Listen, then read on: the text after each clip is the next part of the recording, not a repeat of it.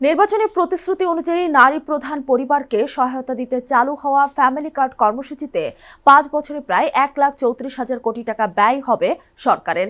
এই কর্মসূচির আওতায় প্রতিটি পরিবার মাসে ২,৫০০ টাকা করে পাবে। সম্প্রতি অর্থ মন্ত্রণালয়ের অর্থ বিভাগ এবং সমাজ কল্যাণ মন্ত্রণালয় সূত্রে এ তথ্য জানা গেছে। চলতি ২০২৫-২৬ অর্থ বছর থেকে পরীক্ষামূলকভাবে প্রকল্পটি শুরু হয়েছে। ১০ মার্চ প্রধানমন্ত্রী তারেক রহমান নারী প্রধান পরিবারগুলোর জন্য এই উদ্যোগের উদ্বোধন করেন। চলতি অর্থবছরে জুন পর্যন্ত ৮৬,০০০ পরিবারকে কার্ড দিতে ৮৬ কোটি টাকা প্রয়োজন হবে। এর মধ্যে ৬৬% সরাসরি নগদ সহায়তা এবং ৩৪% প্রশাসনিক কাজে ব্যয় হবে। ইতোমধ্যে ৩৭,০০০ পরিবার কার্ড পেয়েছে।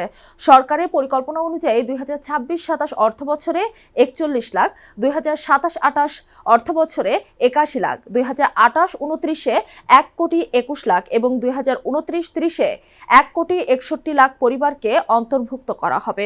৫ বছরে মোট ব্যয় হবে ১,৩৩,৬১৬ কোটি টাকা।